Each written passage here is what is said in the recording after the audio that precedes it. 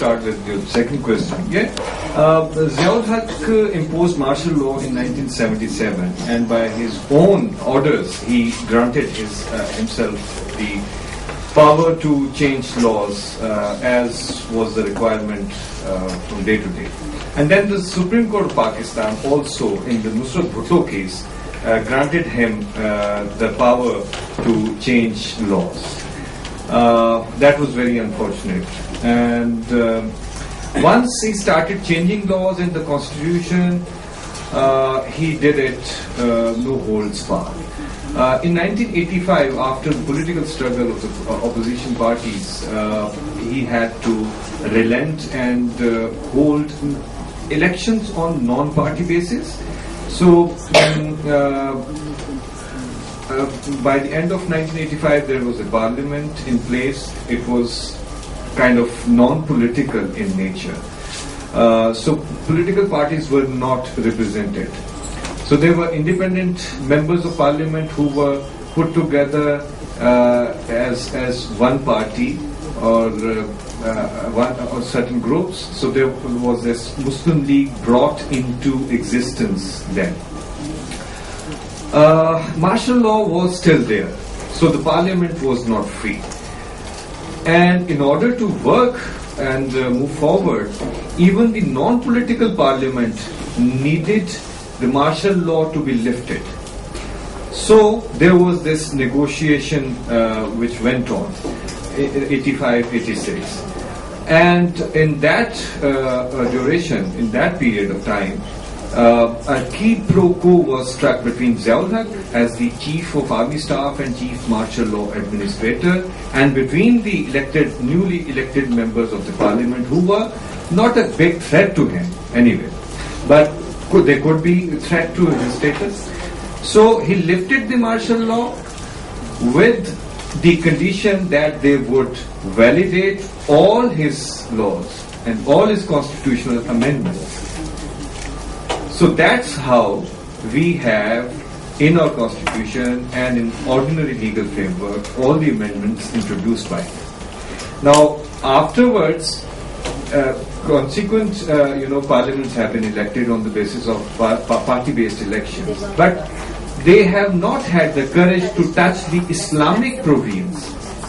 And the first parliament, when the Pakistan People's Party came into the government, they did try. They at least thought about it, and they were soon discouraged. And I think there has been kind of a sense among the liberal so-called or slightly left of center parties. These are People's Party, Awami National Party, or for that matter, MQM from Karachi as well, and some nationalist parties, that these laws have to be done away. They also understand, in private meetings we hear from them, that the constitutional provisions also need to be taken out of the constitution. But they can't do it, because there can be political backlash, and there can be an engineered backlash. So that's one aspect. The other question was judicial appointment. Yes. So till recently, till the 18th constitutional amendment was introduced in 2010 with consensus and with some compromises between liberal and the right-wing and centrist parties, this mechanism to appoint judges to the superior judiciary was changed. Earlier, it was the Chief Justice of Pakistan and judges alone who could take the decision and appoint all the judges. For most of the judges now working, all the Supreme Court judges have been appointed that way.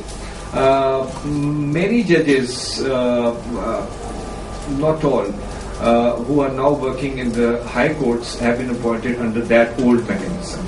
So judges were appointing judges. That was the way. But things changed under the 18th Amendment. So Article 175, which is about appointment of judges, prescribes two forums. One for the suggestion of names for the appointment of judges to the superior courts, and the other forum is for the approval of the names suggested by that forum. The forum which is supposed to suggest the names is the Judicial Commission of Pakistan.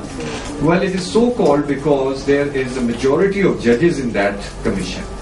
Again, the original provision actually prescribed a limited power to the judges, and they were lesser in number. Then the challenge was brought before the Supreme Court of Pakistan against the 18th Amendment. And the Supreme Court, in its order dated 20th October 2010, practically and effectively threatened the Parliament to strike down the 18th Constitutional Amendment as far as they didn't like it, and recommended certain changes to be made to the mechanism of appointment of judges. And Parliament, under threat from the Supreme Court, changed the earlier composition of the Judicial Commission of Pakistan and made it to the benefit and actually to strengthen the judges' role in the appointment mechanism. And the judiciary also, in later cases, brought before the Supreme Court and High Courts, weakened the role of the Parliamentary Commission, which is supposed to approve the appointments recommended by the Judicial Commission. Because the Supreme Court made the decisions made by the Parliamentary Commission subject to the decisions of the Supreme Court of Pakistan. So that is the kind of mechanism. Unfortunately, it remains in the hands of the judges of the superior courts. That is the case, and accountability of judges under Article 209 of the Constitution is also in the hands of the judges. So we are back to square one, in effect. And in India too, I know. I mean, it's a farce. So basically. In addition to that, they were given almost 50% increase in their salaries. Well, that happens every year. Yes, and the Public Accounts Committee of the Parliament cannot look into the accounts of the Supreme Court and High Courts. In India, you have that privilege given to the